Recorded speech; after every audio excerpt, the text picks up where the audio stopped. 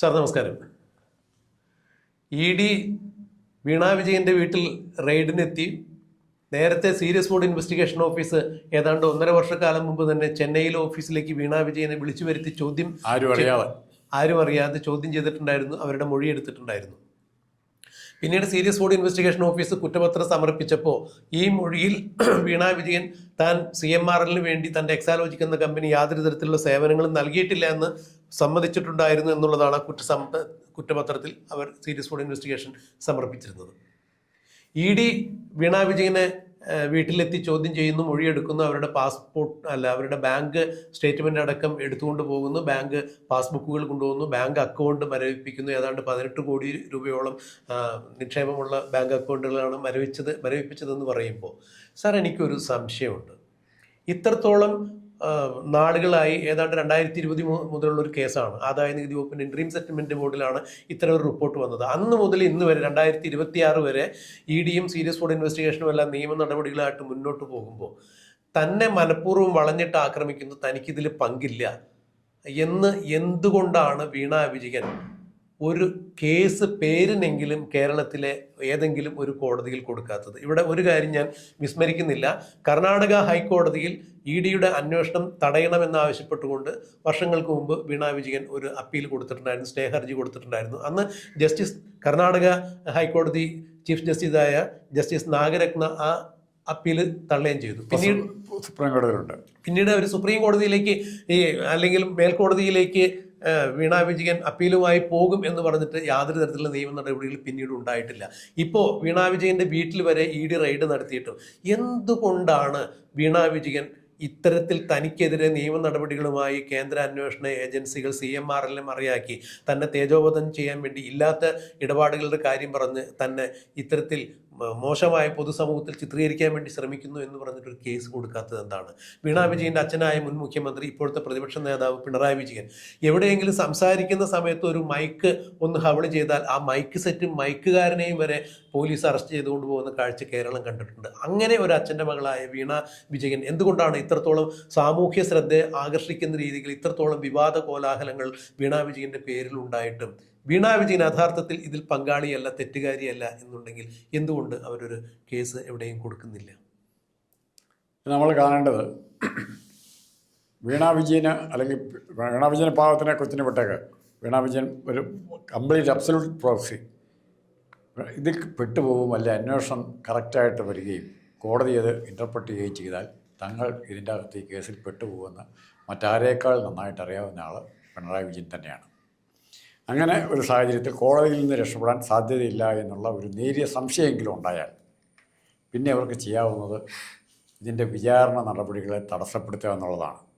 തടസ്സപ്പെടുത്തുന്നുള്ള കിട്ടുന്ന ഗുണം മാധ്യമരംഗത്ത് ഇപ്പോൾ ഉപയോഗിക്കുന്ന ഒരു പ്രധാനപ്പെട്ട കലാപരിപാടിയുണ്ട്, കില്ലിങ് ദ ന്യൂസ്.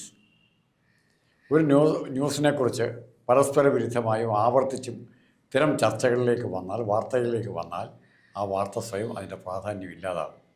അത് ഏറ്റവും ആദ്യം ഇവിടെ പരീക്ഷിച്ചത് അടിയന്തരാവസ്ഥക്കാലത്ത് രാജൻ്റെ മരണവുമായി ബന്ധപ്പെട്ടാണ്. അപ്പോൾ ഇന്നത്തെ പത്രത്തിൽ നമ്മൾ വായിക്കുമ്പോൾ രാജൻ മരണത്തിൽ പോലീസുകാർ പ്രതികൾ, രാജൻ്റെ കൊലപാതകത്തിൽ. പിറ്റേ ദിവസം പറയും രാജൻ്റെ കൊലപാതകത്തിൽ പോലീസുകാർക്ക് പ്രതിയില്ല, രാജൻ മരിച്ചിട്ടുണ്ടോ എന്ന് ഇപ്പോഴും സംശയം. ഇങ്ങനെ കൺഫ്യൂസിംഗ് ആയിട്ടുള്ള പല ന്യൂസുകൾ പോലീസ് തന്നെ പുറത്തേക്ക് വിടും, അല്ലെ അധികാരികൾ തന്നെ പുറത്തേക്ക്. അങ്ങനെ കക്കയം ക്യാമ്പുമായി, ഈച്ചരവാരനായി, കെ കരുണാകരനായി, ജയറാം പടിക്കലായി എന്നിങ്ങനെ പല വിധത്തിൽ പല ന്യൂസുകൾ ഓരോ ദിവസം പുറത്തു വരുന്നു. ഒടുവിൽ ഈ കേസ് തന്നെ യഥാർത്ഥത്തിൽ ഉള്ളതാണോ എന്ന് ജനങ്ങൾക്ക് സംശയം വരുന്നു. എന്താണ് എക്സ്ട്രാ ലോജിക് എന്നുള്ളതിനെക്കുറിച്ച് ജനം ചോദിക്കും തന്നെത്താൻ.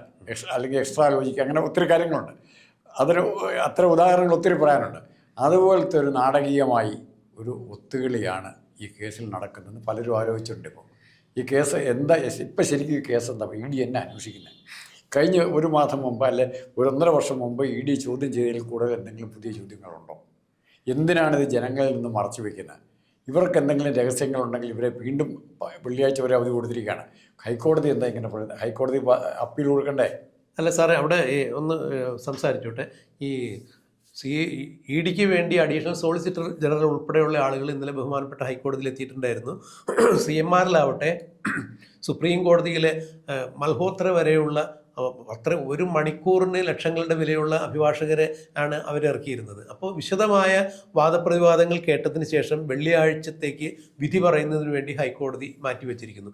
അവിടെ CMRLന്റെ അഭിഭാഷകരുടെ അഭ്യർത്ഥന മാനിച്ചുകൊണ്ട് ഈ വിധി വരുന്നത് വരെ, അതായത് വെള്ളിയാഴ്ച വിധി പ്രസ്താവ്യം വരുന്നത് വരെ CMRLന് എതിരെയായിക്കൊണ്ട് EDയുടെ മറ്റ് അന്വേഷണ നടപടികൾ അല്ലെങ്കിൽ നിയമ നടപടികൾ നിർത്തിവെക്കണം എന്നുള്ളൊരു ആനുകൂല്യമാണ് ഹൈക്കോടതിയുടെ ഭാഗത്തു നിന്നുണ്ടായത്. പക്ഷേ അവിടെ പറഞ്ഞിരിക്കുന്നത് ഇത് ഹർജിക്കാരന് മാത്രം ഈ വിധി പ്രസ്താവ്യം അല്ലെങ്കിൽ ഈ ഒരു ആനുകൂല്യം ബാധകമാണ് എന്ന് EDയുടെ അഭിഭാഷകൻ എടുത്ത് ചോദിച്ചപ്പോൾ കോടതിയുടെ ഭാഗത്തുനിന്നൊരു വ്യക്തമായ മറുപടി ഉണ്ടായി. അതായത് CMRLന് മാത്രമാണ് ഈ വെള്ളിയാഴ്ച വരെ ഇങ്ങനെ ഒരു ആനുകൂല്യം വീണ വിജയനെ ചോദ്യം ചെയ്യുന്നതിനോ അല്ലെങ്കിൽ ഏതെങ്കിലും തരത്തിലുള്ള നിയമ നടപടിയുമായി മുന്നോട്ട് പോകുന്നതിനോ EDക്ക് തടസ്സമില്ല എന്നാണ് പറയുന്നത്. അതിൽ നിന്ന് മനസ്സിലാക്കേണ്ട കാര്യം, എപ്പോഴും ഇത്തരം കേസുകൾ ഉണ്ടാകുമ്പോൾ EDയുടെ അന്വേഷണം വരുമ്പോഴോ സീരിയസ് ഫ്രോഡ് ഇൻവെസ്റ്റിഗേഷൻ്റെ അന്വേഷണം വരുമ്പോഴെല്ലാം ഹർജിയുമായി തടസ്സ ഹർജിയുമായി പോകുന്നത് CMRL തന്നെയാണ്. ആ വക്കീൽ ഇനത്തിൽ, വക്കീലിൻ്റെ ഫീസ് ഇനത്തിലും കോടികൾ മുടക്കുന്നതും CMRL തന്നെയാണ്. അങ്ങനെ CMRLന് അനുകൂലമായി ഒരു വിധി വരുമ്പോൾ അത് വീണ വിജയനും അനുകൂലമായി മാറുന്ന കാഴ്ചയാണ് കണ്ടിട്ടുള്ളത്. എന്നാൽ ഇന്നലെ ബഹുമാനപ്പെട്ട ഹൈക്കോടതിയുടെ ഭാഗത്തു നിന്നും ഇത്തരത്തിലൊരു വിധി വരുമ്പോൾ വേണമെന്നുണ്ടെങ്കിൽ വെള്ളിയാഴ്ചയ്ക്കുള്ളിൽ വീണ വിജയനെതിരെ ഏതെങ്കിലും തരത്തിലുള്ള നിയമപരമായ ഒരു നടപടി എടുക്കണം എന്നുണ്ടെങ്കിൽ അത് EDക്ക് സാധ്യമാകും എന്നുള്ളതാണ് മനസ്സിലാക്കാൻ കഴിയുന്നത്. അങ്ങനെയെങ്കിൽ ഇത്രത്തോളം ഗുരുതരമായ ഒരു അവസ്ഥയിൽ നിൽക്കുമ്പോൾ വീണ വിജയൻ കേസിന് പോകാതിരിക്കുന്നത്, അതായത് താൻ ഇതിൽ നിരപരാധിയാണ് അല്ലെങ്കിൽ താൻ ഇതിലെ പറഞ്ഞു കേൾക്കുന്നത് പോലെ താൻ ഇതിലൊരു കുറ്റം ചെയ്തിട്ടില്ല എന്ന് സ്ഥാപിച്ചെടുക്കാൻ വേണ്ടി എന്തുകൊണ്ട് അവർ കോടതിയിൽ പോകുന്നില്ല എന്നുള്ളൊരു ചോദ്യം പ്രസക്തമാണ്. ഇവിടെയാണ് പിണറായി വിജയൻ എന്ന മുൻ മുഖ്യമന്ത്രി നിയമസഭയിൽ പ്രസംഗിച്ച കാര്യം ഓർമ്മ വരുന്നത്. രണ്ട് കമ്പനികൾ തമ്മിൽ നടന്നിരിക്കുന്ന ഒരു ഇടപാടിലേക്ക് എൻ്റെ മകളായതിൻ്റെ പേരിൽ, അതായത് മുഖ്യമന്ത്രിയുടെ മകളായതിൻ്റെ പേരിൽ അവർക്ക് ബിസിനസ് നടത്താൻ പാടില്ലായില്ലല്ലോ. അവർ ചെറിയ രീതിയിൽ തുടങ്ങിയ ഒരു സംരംഭം, അതെ, അതും അവരുടെ അമ്മ റിട്ടയർ ആയി കഴിഞ്ഞപ്പോൾ, അതായത് എൻ്റെ ഭാര്യ പിണറായി വിജയൻ പറഞ്ഞതാണ്, എൻ്റെ ഭാര്യ കമലാ വിജയൻ റിട്ടയർ ആയപ്പോൾ അവർക്ക് കിട്ടിയ ആ റിട്ടയർമെൻറ്റ് ആനുകൂല്യങ്ങൾ ഉപയോഗിച്ചു, ആ തുക ഉപയോഗിച്ചുകൊണ്ട് വീണ വിജയൻ ഒരു കമ്പനി തുടങ്ങുന്നു. ആ കമ്പനി വിദ്യാഭ്യാസ ആവശ്യങ്ങൾക്ക് വേണ്ടിയുള്ള സോഫ്റ്റ്വെയർ ഡെവലപ്മെൻ്റ് ആണ് അവർ പറയുന്നത്. അത്തരം ഒരു സേവനം അവർ മറ്റ് കമ്പനികൾക്ക് കൊടുക്കുമ്പോൾ അവർക്ക് അതിൽ നിന്ന് കിട്ടുന്ന വരുമാനം ആണ് ഇപ്പോൾ ഈ CMRLൻ്റെ ഇൻട്രീം സെറ്റിൽമെൻറ്റ് ബോർഡുമായി ബന്ധപ്പെട്ട് പുറത്തു വന്ന റിപ്പോർട്ട്. അങ്ങനെയെങ്കിൽ രണ്ട് കമ്പനികൾ തമ്മിലുള്ള ഇടപാടിൽ എന്തിനാണ് മുഖ്യമന്ത്രിയെ വലിച്ചഴിക്കുന്നത് എന്നുള്ള ചോദ്യം വളരെ പ്രസക്തം തന്നെയാണ്. അങ്ങനെയെങ്കിൽ പിന്നെ എന്തിനാണ് തെരുവിൽ ഇവർ CPMകാരും മുഖ്യമന്ത്രിയുടെ മകൾക്ക് വേണ്ടി ഇറങ്ങിയത്?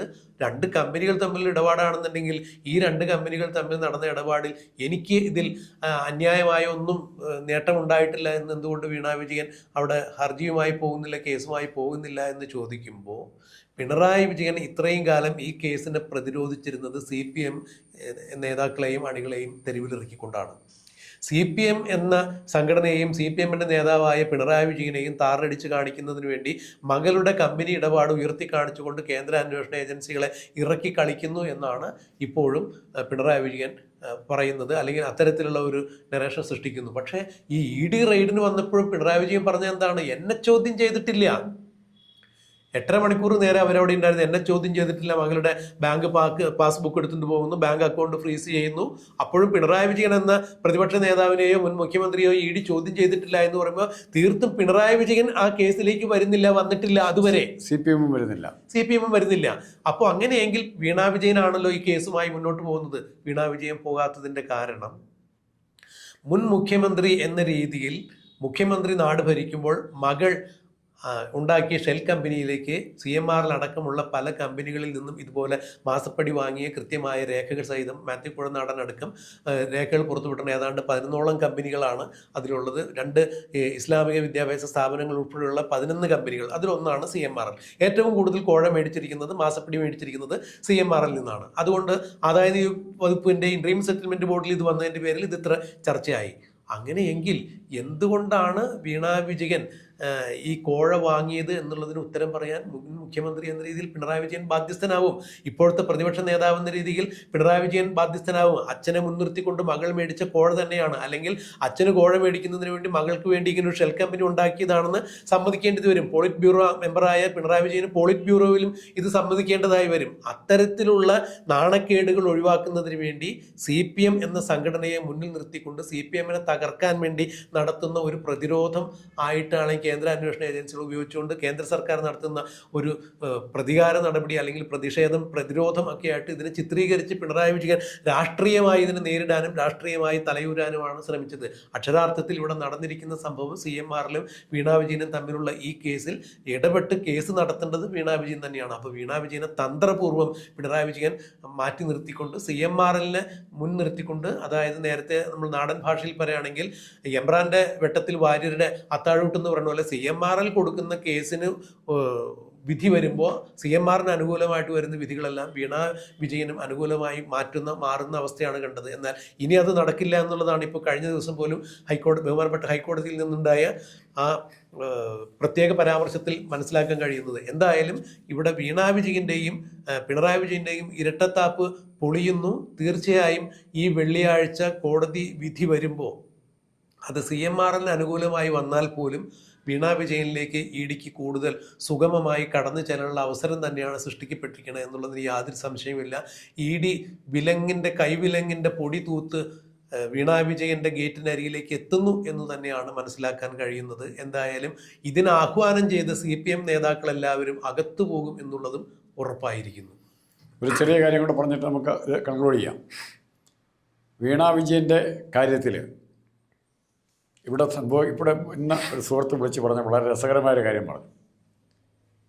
കർത്താവ് എന്ന് പറയുന്ന പാർട്ടി, കരിമണൽ കർത്ത എന്ന് പറയുന്ന കർത്താവ് അത്ര മോശക്കാരനല്ല. സെക്രട്ടേറിയറ്റിലുള്ള തൂണ് തൊട്ട് തൂണിനും തുരുമ്പിനും വരെ കാശ് കൊടുത്ത് അവിടെ സെക്രട്ടേറിയറ്റിനെ ഭരിക്കുന്ന രാഷ്ട്രീയ നേതാക്കന്മാർക്ക് കാശ് കൊടുത്ത് ഇവരെയെല്ലാം തൻ്റെ വരുതിയിൽ നിർത്താൻ കഴിഞ്ഞ കർത്താവ് ഇനിയിപ്പോൾ പിണറായി വിജയനെ കൊണ്ട് ആവശ്യമില്ല എന്ന പൂർണ്ണ ബോധ്യത്തിൽ പോയ കാശൊക്കെ പൊക്കോട്ടെ, പോയാലേങ്ങർക്കൊന്നുമില്ല, അടുത്ത ഗവൺമെൻറ്റിനെ കൊണ്ട് നിങ്ങൾ ജയിക്കാൻ പറ്റുമോ എന്ന് നോക്കുകയും ഇത് കർത്താവ് കേസ് കൊടുത്ത് ഇനിയുള്ള കർത്താവിൻ്റെ വക്കീലന്മാർ വാദിക്കാൻ പോകുന്നത് കർത്താവിനെ കേസ് എങ്ങനെയെങ്കിലും രക്ഷപ്പെടുത്തുക, ബാക്കിയുള്ളവർക്ക് എന്ത് വേണമെങ്കിലും വന്നോട്ടെ എന്നുള്ള രീതിയിൽ ഈ കേസ് മുമ്പോട്ട് പോകും. കർത്താവ് പൊടി തട്ടിപ്പോവും, ഇവർ ഇവിടെ വഴി കിടക്കും. എന്തായാലും ഇത്തരം സംഭവബഹുലമായ കാര്യങ്ങളാണ് ഇനി ഉണ്ടാകാൻ പോകുന്നത്. എന്തായിരിക്കും, ആരകത്തു പോകും, വീണാ വിജയൻ അകത്തു പോകും, ശിവൻകുട്ടി അകത്തു പോകും എന്നുള്ളതെല്ലാം നമുക്ക് കണ്ടറിയാം. പിണറായി പുറത്ത് കാണും. അതെ, എന്തായിരിക്കും എന്നുള്ളത് നമുക്ക് കണ്ടറിയാം, കാത്തിരിക്കുക.